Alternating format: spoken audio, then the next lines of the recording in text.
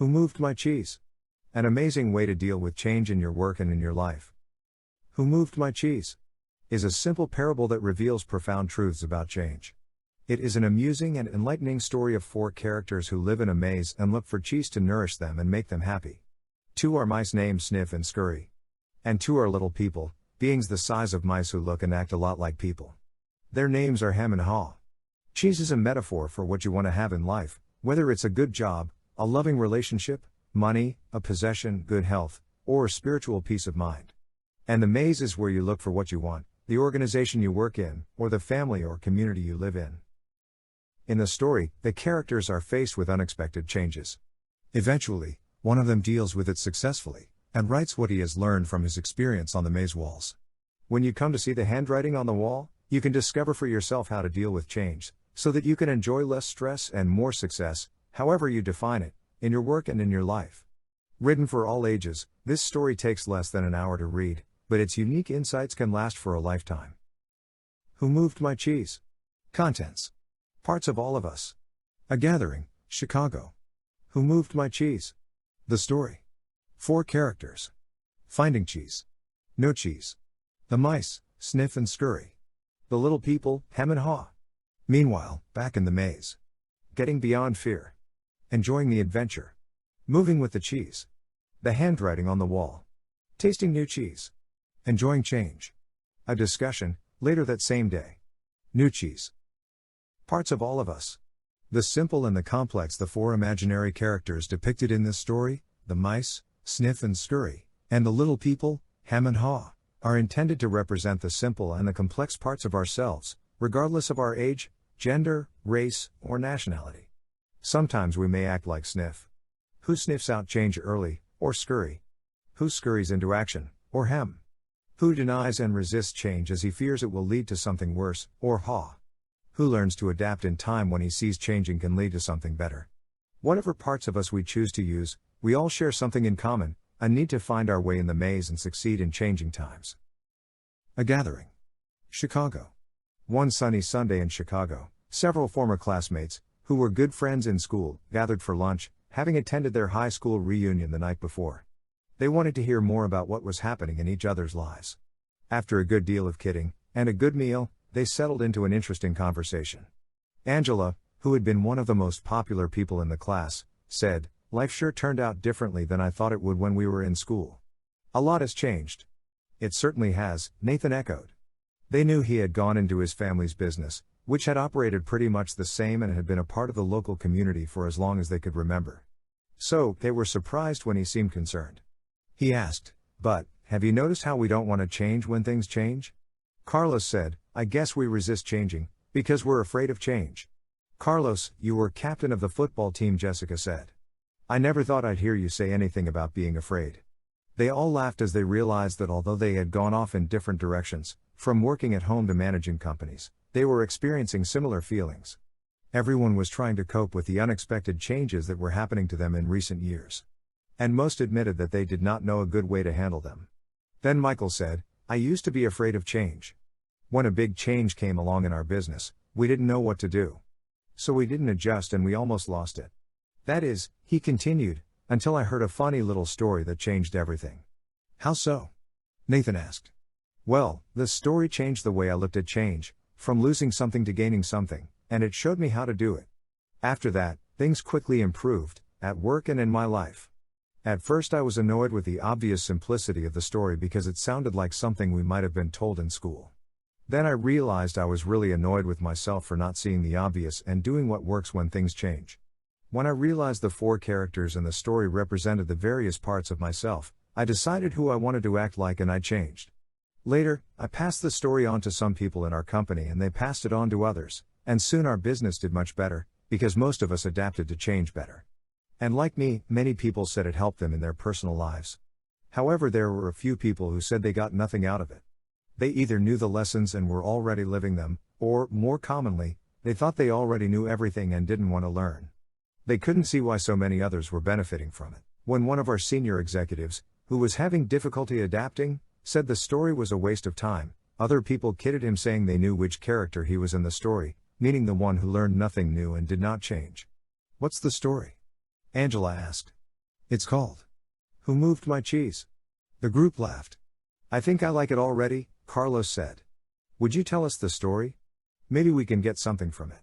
Sure, Michael replied. I'd be happy to, it doesn't take long. And so he began. Who moved my cheese? The story. Once, long ago in a land far away, there lived 4 little characters who ran through a maze looking for cheese to nourish them and make them happy. 2 were mice, named Sniff and Scurry, and 2 were little people, beings who were as small as mice but who looked and acted a lot like people today. Their names were Hem and Haw. Due to their small size, it would be easy not to notice what the 4 of them were doing. But if you looked closely enough, you could discover the most amazing things. Every day the mice and the little people spent time in the maze looking for their own special cheese. The mice, Sniff and Scurry, possessing simple brains and good instincts, searched for the hard-nibbling cheese they liked, as mice often do. The 2 little people, Hem and Haw, used their complex brains, filled with many beliefs and emotions, to search for a very different kind of cheese, with a capital C, which they believed would make them feel happy and successful. As different as the mice and little people were, they shared something in common. Every morning, they each put on their jogging suits and running shoes, left their little homes, and raced out into the maze looking for their favorite cheese. The maze was a labyrinth of corridors and chambers, some containing delicious cheese. But there were also dark corners and blind alleys leading nowhere. It was an easy place for anyone to get lost. However, for those who found their way, the maze held secrets that let them enjoy a better life. The mice, Sniff and Scurry, used the simple trial and error method of finding cheese. They ran down one corridor, and if it proved empty, they turned and ran down another. They remembered the corridors that held no cheese and quickly went into new areas.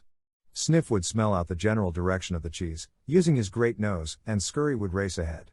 They got lost, as you might expect, went off in the wrong direction and often bumped into walls. But after a while, they found their way. Like the mice, the 2 little people, Hem and Haw, also used their ability to think and learn from their past experiences. However, they relied on their complex brains to develop more sophisticated methods of finding cheese. Sometimes they did well, but at other times their powerful human beliefs and emotions took over and clouded the way they looked at things. It made life in the maze more complicated and challenging. Nonetheless, Sniff, Scurry, Hem and Haw discovered, in their own way, what they were looking for. They each found their own kind of cheese one day at the end of one of the corridors in Cheese Station C.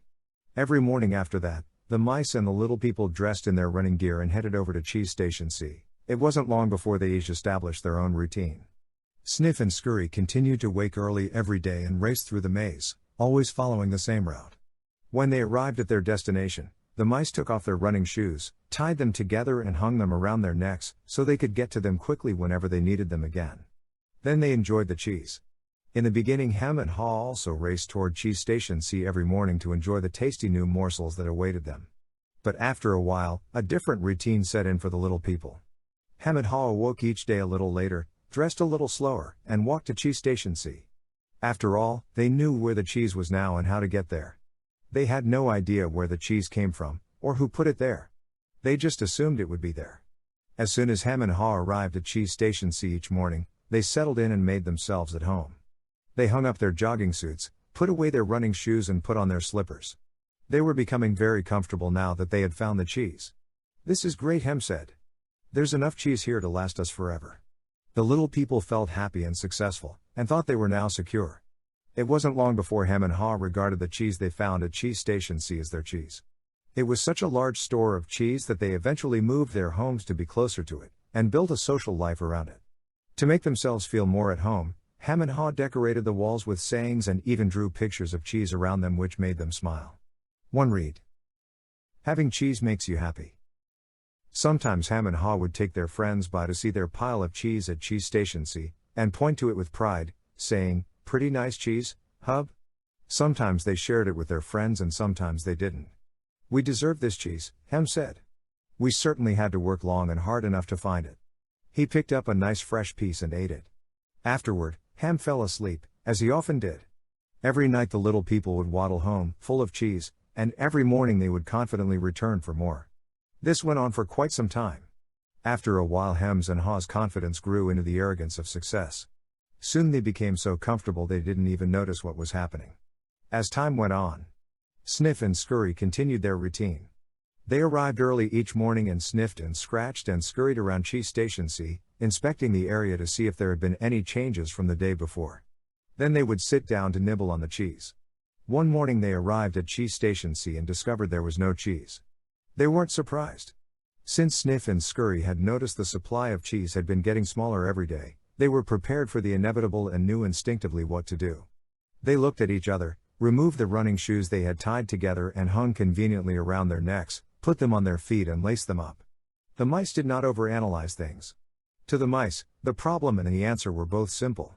The situation at Cheese Station C had changed. So, Sniff and Scurry decided to change. They both looked out into the maze. Then Sniff lifted his nose, sniffed, and nodded to Scurry, who took off running through the maze, while Sniff followed as fast as he could. They were quickly off in search of new cheese. Later that same day, Hem and Haw arrived at Cheese Station C. They had not been paying attention to the small changes that had been taking place each day, so they took it for granted their cheese would be there. They were unprepared for what they found. "What? No cheese?" Hem yelled. He continued yelling, "No cheese? No cheese?" As though if he shouted loud enough someone would put it back. "Who moved my cheese?" he hollered. Finally, he put his hands on his hips, his face turned red, and he screamed at the top of his voice, "It's not fair." Haw just shook his head in disbelief. He, too, had counted on finding cheese at Cheese Station C. He stood there for a long time, frozen with shock. He was just not ready for this. Hem was yelling something, but Haw didn't want to hear it. He didn't want to deal with what was facing him, so he just tuned everything out. The little people's behavior was not very attractive or productive, but it was understandable. Finding cheese wasn't easy, and it meant a great deal more to the little people than just having enough of it to eat every day. Finding cheese was the little people's way of getting what they thought they needed to be happy. They had their own ideas of what cheese meant to them, depending on their taste. For some, finding cheese was having material things. For others it was enjoying good health or developing a spiritual sense of well-being. For Haw, cheese just meant feeling safe, having a loving family someday and living in a cozy cottage on Cheddar Lane. To Hem, cheese was becoming a big cheese in charge of others and owning a big house atop Camembert Hill. Because cheese was important to them, the two little people spent a long time trying to decide what to do. All they could think of was to keep looking around Cheeseless Station C to see if the cheese was really gone. While Sniff and Scurry had quickly moved on, Hem and Haw continued to hem and haw. They ranted and raved at the injustice of it all. Haw started to get depressed. What would happen if the cheese wasn't there tomorrow?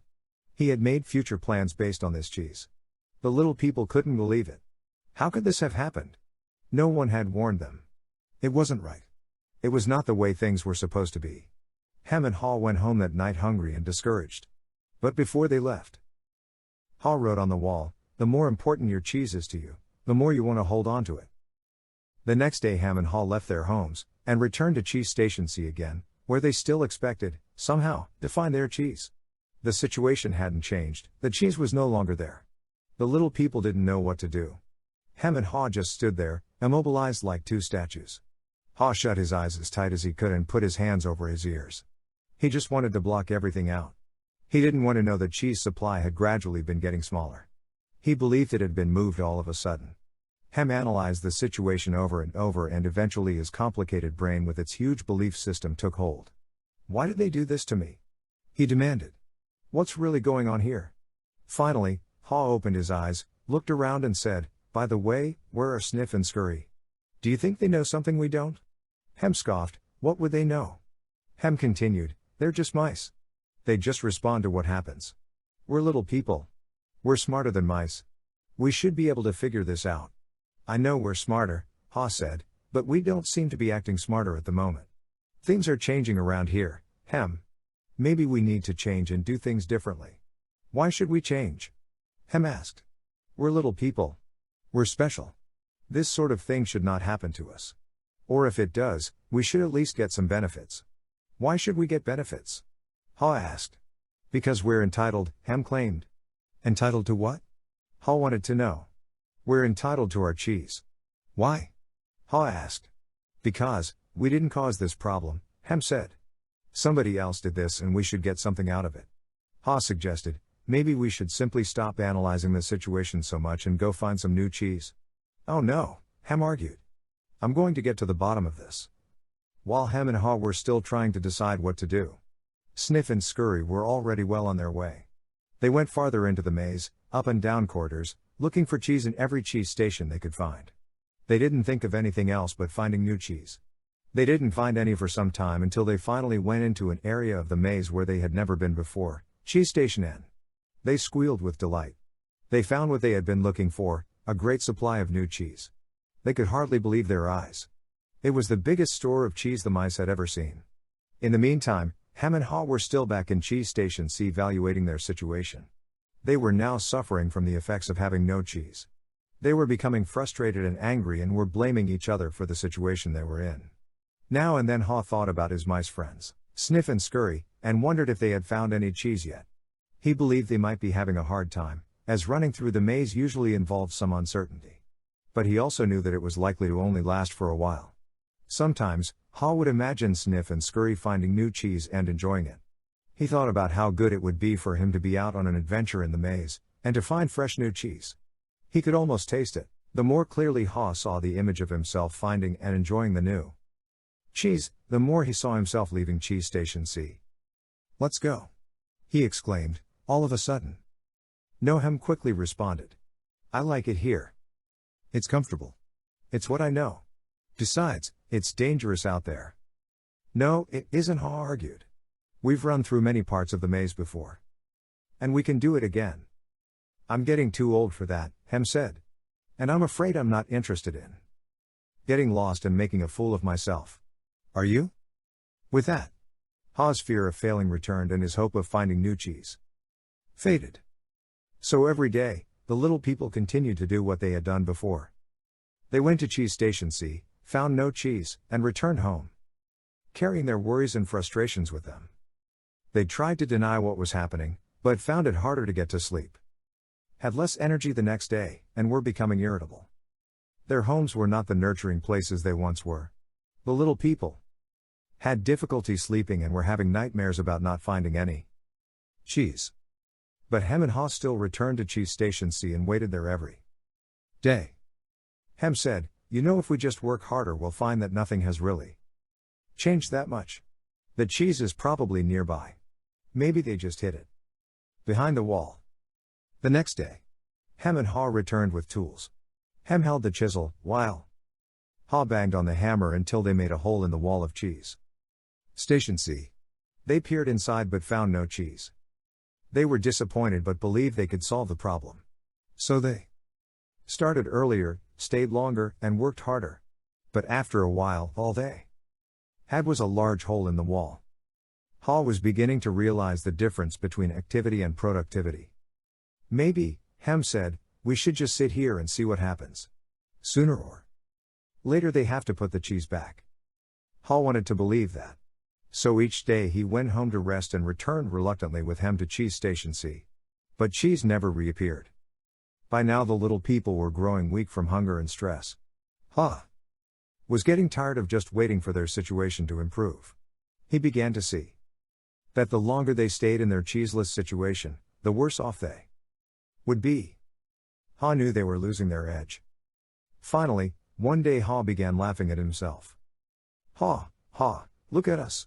We keep doing the same things over and over again. And wonder why things don't get better.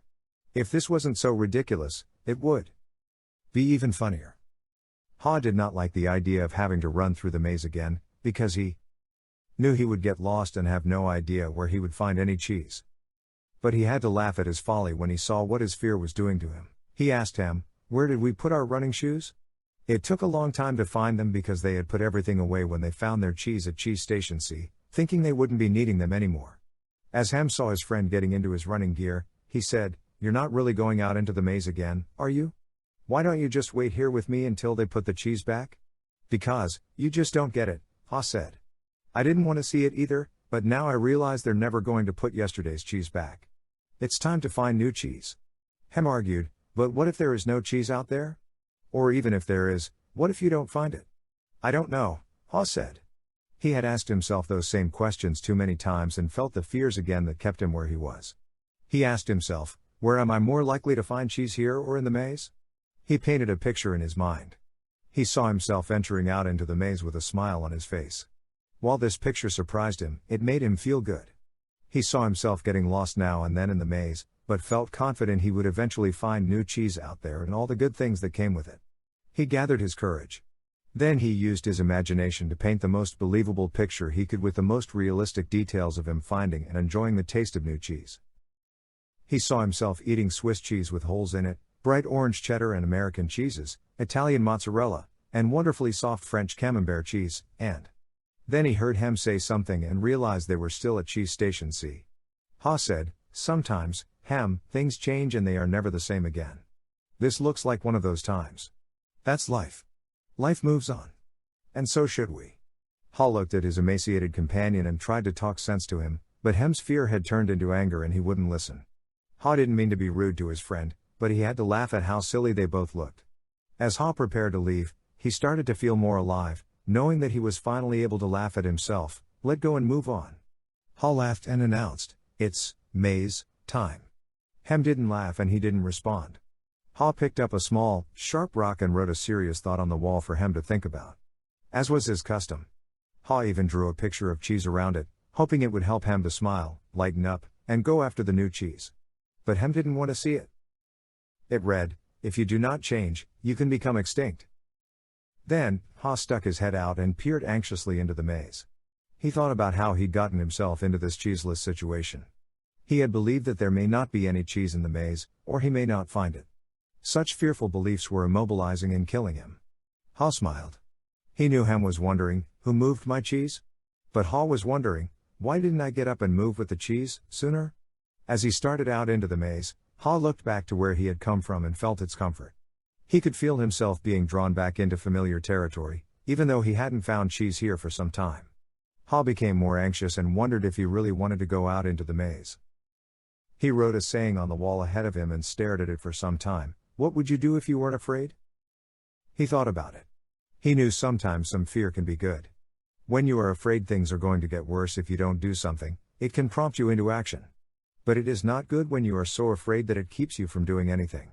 He looked to his right, to the part of the maze where he had never been, and felt the fear. Then, he took a deep breath, turned right into the maze, and jogged slowly, into the unknown.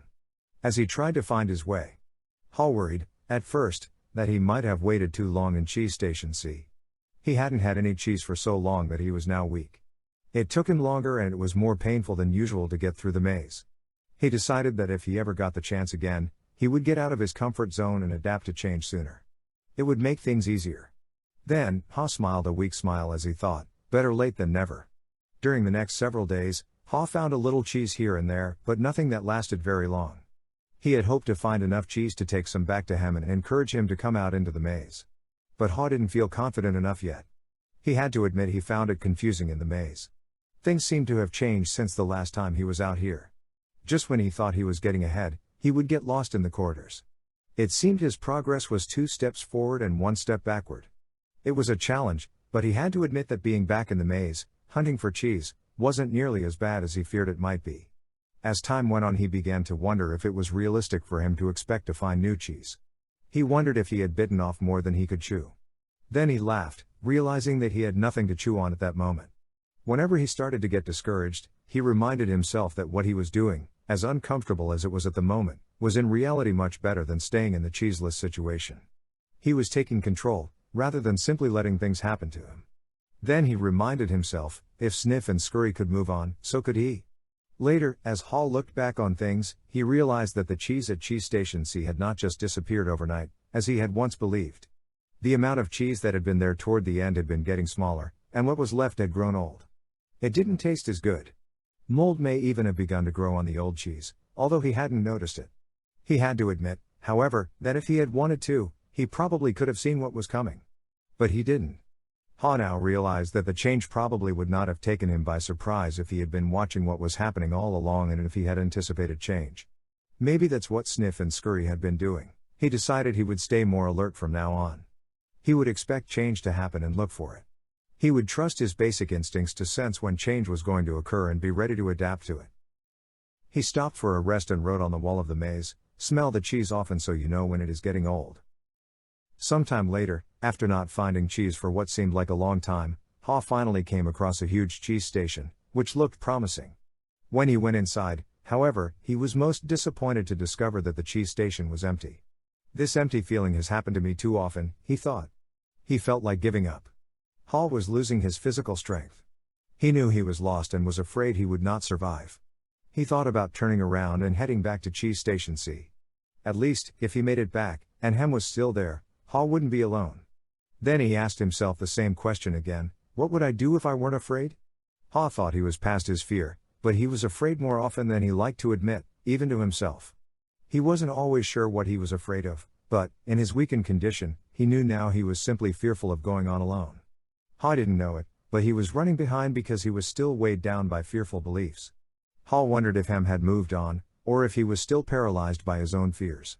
Then, Hall remembered the times when he had felt his best in the maze. It was when he was moving along. He wrote on the wall, knowing it was as much a reminder to himself as it was a marking for his friend Hem: hopefully the follow, movement in a new direction helps you find new cheese. Hall looked down the dark passageway and was aware of his fear. What lay ahead? Was it empty? Or worse, were there dangers lurking? He began to imagine all kinds of frightening things that could happen to him. He was scaring himself to death. Then he laughed at himself. He realized his fears were making things worse. So he did what he would do if he weren't afraid. He moved in a new direction. As he started running down the dark corridor, he began to smile. Hall didn't realize it yet, but he was discovering what nourished his soul. He was letting go and trusting what lay ahead for him, even though he did not know exactly what it was. To his surprise, Haas started to enjoy himself more and more. Why do I feel so good? He wondered. I don't have any cheese and I don't know where I am going. Before long, he knew why he felt good. He stopped to write again on the wall: when you stop being afraid, you feel good. Hall realized he had been held captive by his own fear. Moving in a new direction had freed him. Now he felt the cool breeze that was blowing in this part of the maze, and it was refreshing. He took in some deep breaths and felt invigorated by the movement. Once he had gotten past his fear, it turned out to be more enjoyable than he once believed it could be. Hall hadn't felt this way for a long time. He had almost forgotten how much fun it was to go for it. To make things even better, Hall started to paint a picture in his mind again. He saw himself in great realistic detail, sitting in the middle of a pile of all his favorite cheeses, from cheddar to brie. He saw himself eating the many kinds of cheese he liked, and he enjoyed what he saw. Then he imagined how much he would enjoy all their great tastes. The more clearly he saw the image of himself enjoying new cheese, the more real and believable it became. He could sense that he was going to find it. He wrote, "Imaging yourself enjoying your new cheese leads you to it." Hall kept thinking about what he could gain instead of what he was losing. He wondered why he had always thought that a change would lead to something worse. Now he realized that change could lead to something better. Why didn't I see this before? He asked himself. Then he raced through the maze with greater strength and agility. Before long he spotted a cheese station and became excited as he noticed little pieces of new cheese near the entrance. They were types of cheese he had never seen before, but they looked great. He tried them and found that they were delicious. He ate most of the new cheese bits that were available and put a few in his pocket to have later and perhaps share with Hem. He began to regain his strength. He entered the cheese station with great excitement. But, to his dismay, he found it was empty. Someone had already been there and had left only the few bits of new cheese. He realized that if he had moved sooner, he would very likely have found a good deal of new cheese here. Ha decided to go back and see if Hem was ready to join him. As he retraced his steps, he stopped and wrote on the wall, "The quicker you let go of old cheese, the sooner you find new cheese." After a while, Ha made his way back to Cheese Station C and found Hem. He offered Hem bits of new cheese, but was turned down. Hem appreciated his friend's gesture but said, "I don't think I would like new cheese. It's not what I'm used to. I want my own cheese back and I'm not going to change until I get what I want." Ha just shook his head in disappointment and reluctantly went back out on his own. As he returned to the farthest point he had reached in the maze, he missed his friend, but realized he liked what he was discovering. Even before he found what he hoped would be a great supply of new cheese, if ever, he knew that what made him happy wasn't just having cheese. He was happy when he wasn't being run by his fear. He liked what he was doing now. Knowing this, Ha didn't feel as weak as he did when he stayed in Cheese Station C with no cheese. Just realizing he was not letting his fear stop him, and knowing that he had taken a new direction, nourished him and gave him strength. Now he felt that it was just a question of time before he found what he needed. In fact, he sensed he had already found what he was looking for. He smiled as he realized, it is safer to search in the maze, than remain in a cheeseless situation. Ha realized again, as he had once before, That what you are afraid of is never as bad as what you imagine. The fear you let build up in your mind is worse than the situation that actually exists. He'd been so afraid of never finding new cheese that he didn't even want to start looking. But since starting his journey, he had found enough cheese in the corridors to keep him going. Now he looked forward to finding more. Just looking ahead was becoming exciting. His old thinking had been clouded by his worries and fears. He used to think about not having enough cheese, or not having it last as long as he wanted. He used to think more about what could go wrong than what could go right. But that had changed in the days since he had left Cheese Station C. He used to believe that cheese should never be moved and that change wasn't right. Now he realized it was natural for change to continually occur, whether you expect it or not. The change could surprise you only if you didn't expect it and weren't looking for it. When he realized he had changed his beliefs, he paused to write on the wall, "Old beliefs do not lead you to new cheese." Ha hadn't found any cheese yet, but as he ran through the maze, he thought about what he had already learned. Ha now realized that his new beliefs were encouraging new behaviors. He was behaving differently than when he kept returning to the same cheeseless station. He knew that when you change what you believe, you change what you do. You can believe that a change will harm you and resist it. Or you can believe that finding new cheese will help you and embrace the change. It all depends on what you choose to believe. He wrote on the wall, "When you see that you can find and enjoy new cheese, you change course." Ha knew he would be in better shape now if he had dealt with the change much sooner and left Cheese Station C earlier. He would feel stronger in body and spirit and he could have coped better with the challenge of finding new cheese. In fact, he probably would have found it by now if he had expected change, rather than wasting time denying that the change had already taken place. He used his imagination again and saw himself finding and savoring new cheese. He decided to proceed into the more unknown parts of the maze, and found little bits of cheese here and there. Ha began to regain his strength and confidence. As he thought back on where he had come from, Ha was glad he had written on the wall in many places. He trusted that it would serve as a marked trail for him to follow through the maze, if he ever chose to leave Cheese Station C. Ha just hoped he was heading in the right direction. He thought about the possibility that Hem would read the handwriting on the wall and find his way. He wrote on the wall what he had been thinking about for some time. Noticing small changes early helps you adapt to the bigger changes that are to come. By now, Ha had let go of the past and was adapting to the present. He continued on through the maze with greater strength and speed. And before long, it happened. When it seemed like he had been in the maze forever, his journey, or at least this part of his journey, ended quickly and happily. Ha proceeded along a corridor that was new to him, rounded a corner and found new cheese at Cheese Station N. When he went inside, he was startled by what he saw. Piled high everywhere was the greatest supply of cheese he had ever seen. He didn't recognize all that he saw, as some kinds of cheese were new to him. Then he wondered for a moment whether it was real or just his imagination, until he saw his old friends Sniff and Scurry. Sniff welcomed Ha with a nod of his head, and Scurry waved his paw. Their fat little bellies showed that they had been here for some time. Ha quickly said his hellos and soon took bites of every one of his favorite cheeses. He pulled off his shoes, tied the laces together, and hung them around his neck in case he needed them again. Sniff and Scurry laughed. They nodded their heads in admiration. Then Ha jumped into the new cheese. When he had eaten his fill, he lifted a piece of fresh cheese and made a toast. Hooray for change! As Ha enjoyed the new cheese, he reflected on what he had learned. He realized that when he had been afraid to change, he had been holding on to the illusion of old cheese that was no longer there. So what was it that made him change? Was it the fear of starving to death? Ha smiled as he thought it certainly helped. Then he laughed and realized that he had started to change as soon as he had learned to laugh at himself and at what he had been doing wrong. He realized the fastest way to change is to laugh at your own folly, then you can let go and quickly move on. He knew he had learned something useful about moving on from his mice friends, Sniff and Scurry. They kept life simple. They didn't overanalyze or overcomplicate things. When the situation changed and the cheese had been moved, they changed and moved with the cheese. He would remember that. Ha had also used his wonderful brain to do what little people do better than mice. He envisioned himself, in realistic detail, finding something better, much better.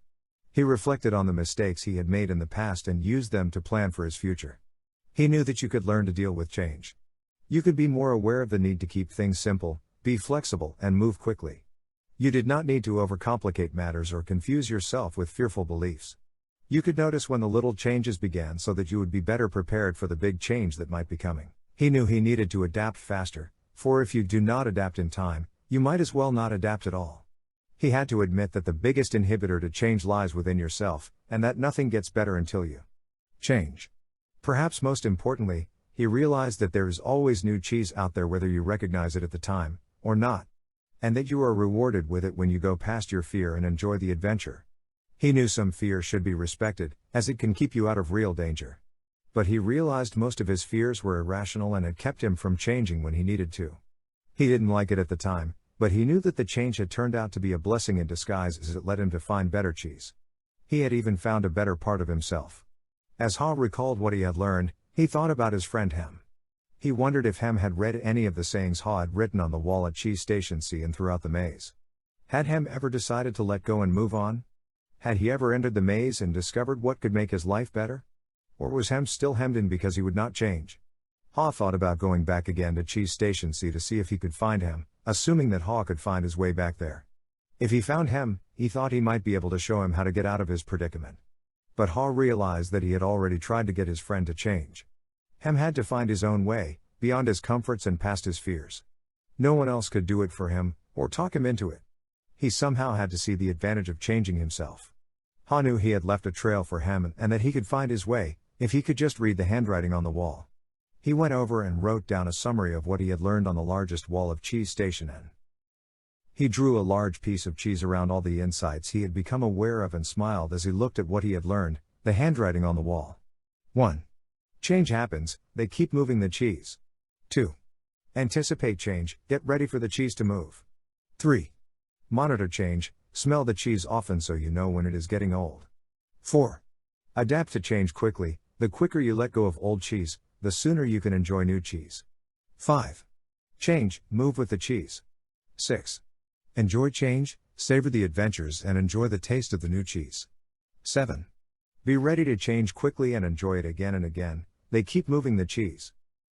Ha realized how far he had come since he had been with Hem in Cheese Station C, but knew it would be easy for him to slip back if he got too comfortable. So, each day he inspected Cheese Station N to see what the condition of his cheese was. He was going to do whatever he could to avoid being surprised by unexpected changes. While Ha still had a great supply of cheese, he often went out into the maze and explored new areas to stay in touch with what was happening around him. He knew it was safer to be aware of his real choices than to isolate himself in his comfort zone. Then, Ha heard what he thought was the sound of movement out in the maze. As the noise grew louder, he realized that someone was coming. Could it be that Hem was arriving? Was he about to turn the corner? Ha said a little prayer and hoped, as he had many times before, that maybe, at last, his friend was finally able to move with the cheese and enjoy it. The end. Or is it a new beginning? A discussion later that same day when Michael finished telling the story, he looked around the room and saw his former classmates smiling at him. Several thanked him and said they got a good deal out of the story. Nathan asked the group, what would you think of getting together later and maybe discussing it? Most of them said they would like to talk about it, and so they arranged to meet later for a drink before dinner. That evening, as they gathered in a hotel lounge, they began to kid each other about finding their cheese and seeing themselves in the maze. Then Angela asked the group good-naturedly, so, who were you in the story? Sniff, Scurry, Hem or Ha? Carlos answered, well, I was thinking about that this afternoon. I clearly remember a time before I had my sporting goods business, when I had a rough encounter with change. I wasn't Sniff didn't sniff out the situation and see the change early. And I certainly wasn't Scurry that didn't go into action immediately. I was more like Hem, who wanted to stay in familiar territory. The truth is, I didn't want to deal with the change. I didn't even want to see it. Michael, who felt like no time had passed since he and Carlos were close friends in school, asked, what are we talking about here, buddy? Carlos said, an unexpected change of jobs. Michael laughed. You were fired? Well, let's just say I didn't want to go out looking for new cheese. I thought I had a good reason why change shouldn't happen to me. So, I was pretty upset at the time. Some of their former classmates who had been quiet in the beginning felt more comfortable now and spoke up, including Frank, who had gone into the military. Hem reminds me of a friend of mine, Frank said. His department was closing down, but he didn't want to see it. They kept relocating his people. We all tried to talk to him about the many other opportunities that existed in the company for those who wanted to be flexible, but he didn't think he had to change. He was the only one who was surprised when his department closed. Now he's having a hard time adjusting to the change he didn't think should happen. Jessica said, I didn't think it should happen to me either, but my cheese has been moved more than once, especially in my personal life, but we can get to that later. Many in the group laughed, except Nathan. Maybe that's the whole point, Nathan said. Change happens to all of us. He added, I wish my family had heard the cheese story before this.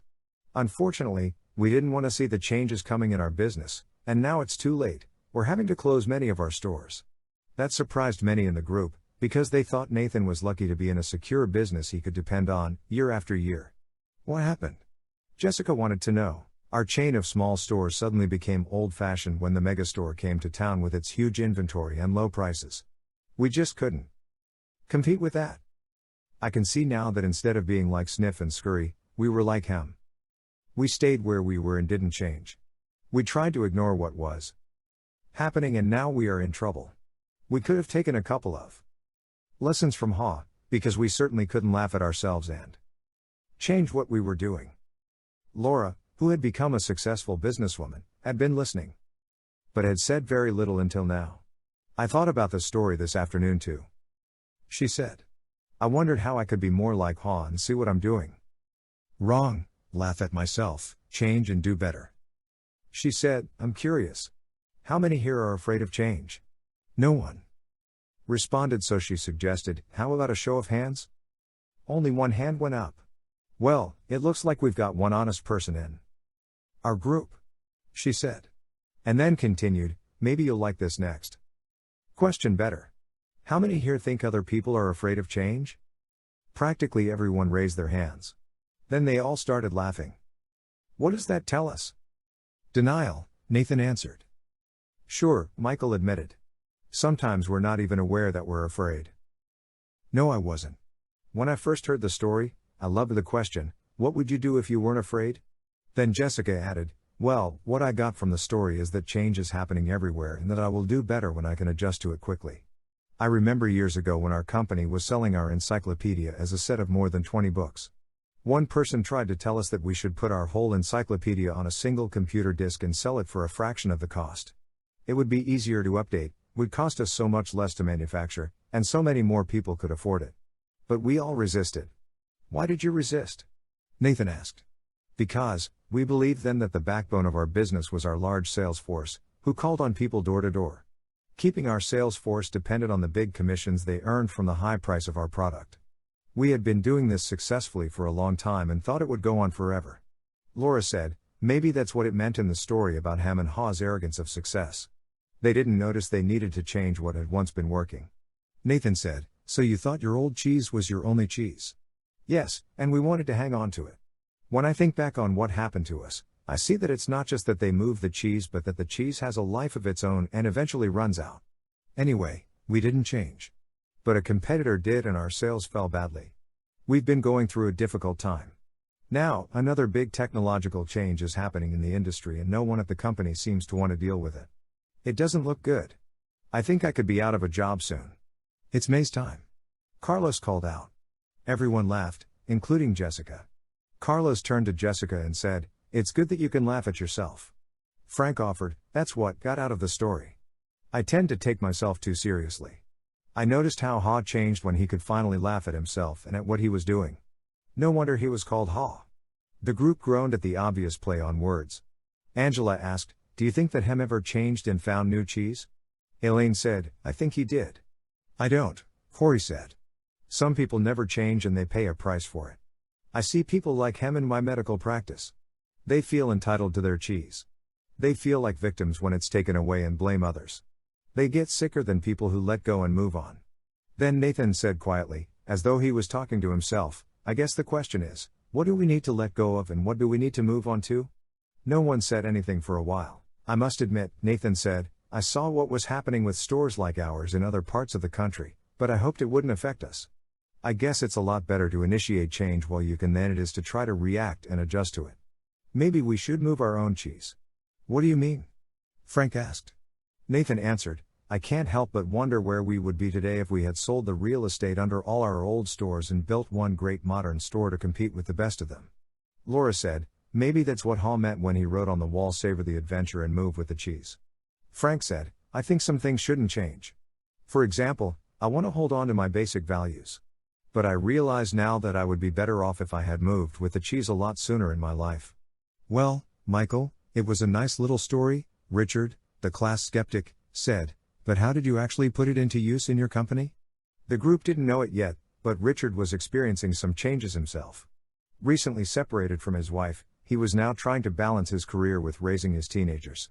Michael replied, I thought my job was just to manage the daily problems as they came up, when what I should have been doing was looking ahead and paying attention to where we were going. And boy, did I manage those problems, 24 hours a day. I wasn't a lot of fun to be around. I was in a rat race, and I couldn't get out. Laura said, so you were managing when you needed to be leading. Exactly, Michael said. Then when I heard the story of Who Moved My Cheese? I realized my job was to paint a picture of new cheese that we would all want to pursue, so we could enjoy changing and succeeding, whether it was at work or in life. Nathan asked, what did you do at work? Well, when I asked people in our company who they were in the story, I saw we had every one of the 4 characters in our organization. I came to see that the Sniffs, Scurries, Hems, and Haws each needed to be treated differently. Our Sniffs could sniff out changes in the marketplace, so they helped us update our corporate vision.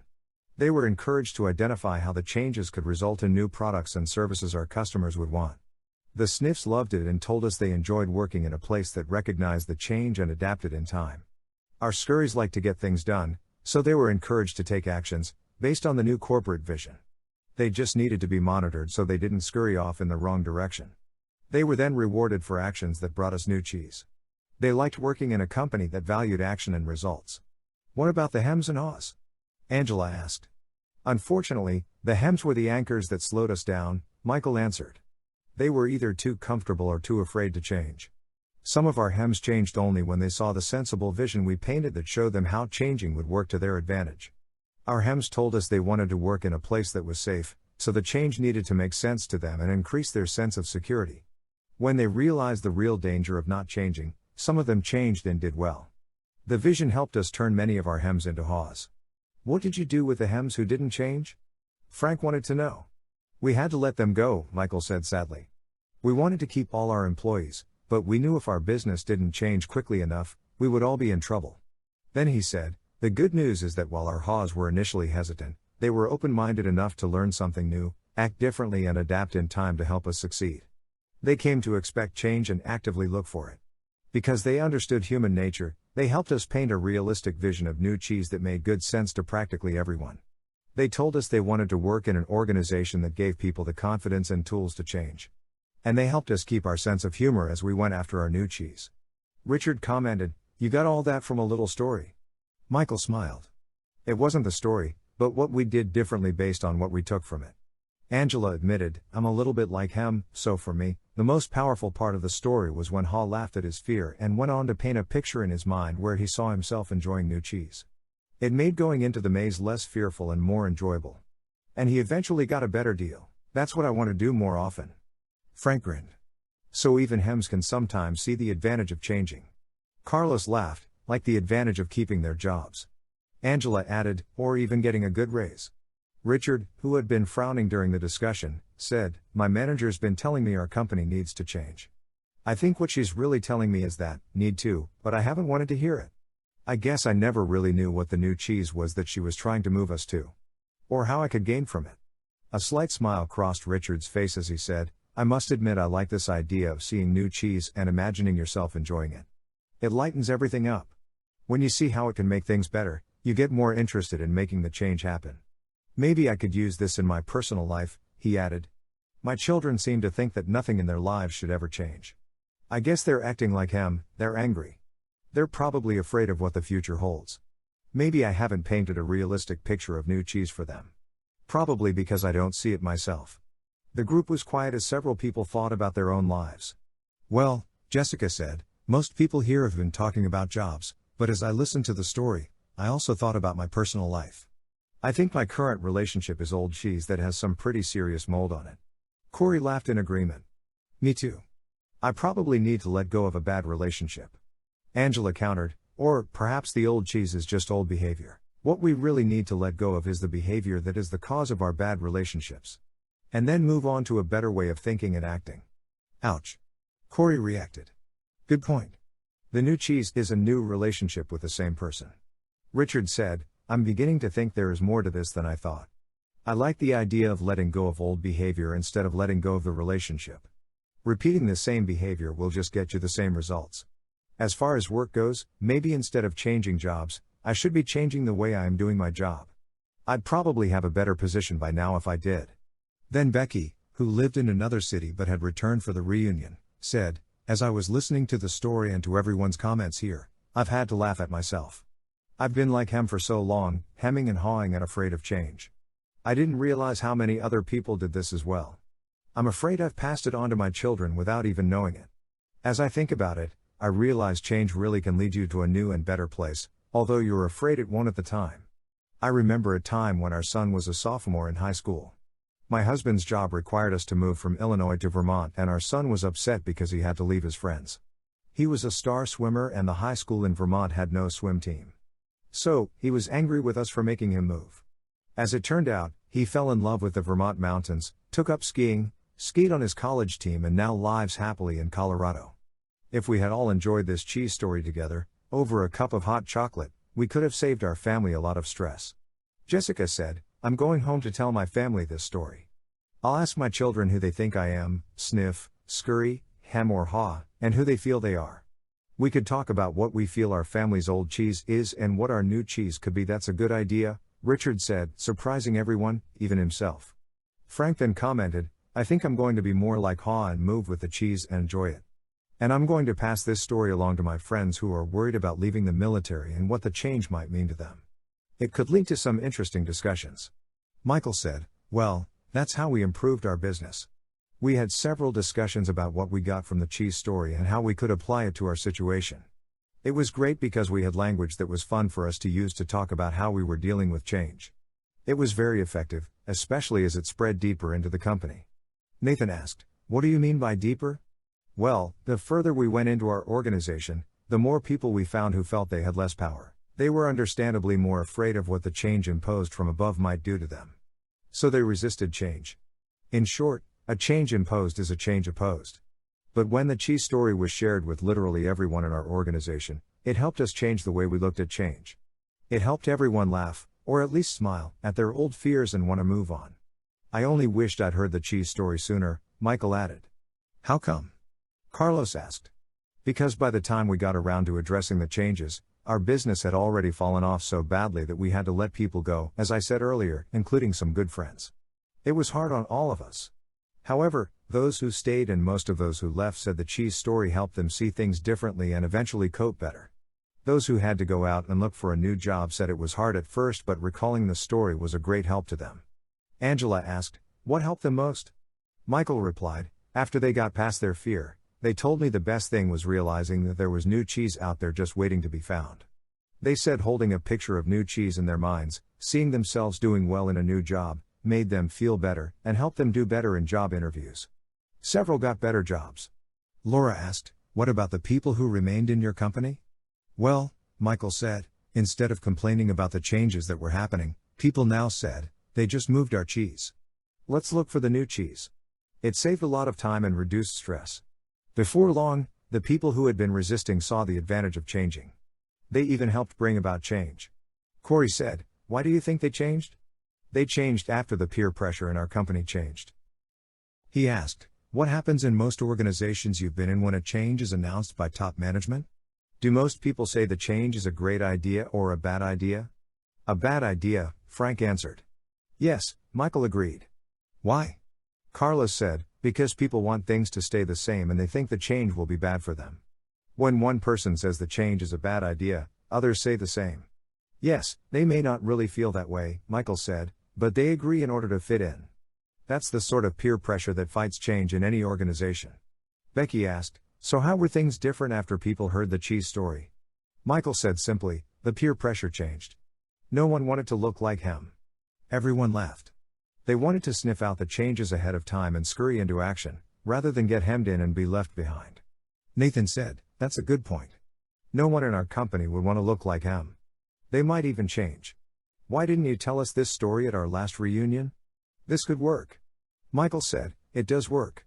It works best, of course, when everyone in your organization knows the story, whether it is in a large corporation, a small business, or your family, because an organization can only change when enough people in it change. Then he offered one last thought. When we saw how well it worked for us, We passed the story along to people we wanted to do business with, knowing they were also dealing with change. We suggested we might be their new cheese, that is, better partners for them to succeed with. It led to new business. That gave Jessica several ideas and reminded her that she had some early sales calls in the morning. She looked at her watch and said, "Well, it's time for me to leave this cheese station and find some new cheese." The group laughed and began saying their goodbyes. Many of them wanted to continue the conversation but needed to leave. As they left, they thanked Michael again. He said, "I'm very glad you found the story so useful, and I hope that you will have the opportunity to share it with others soon."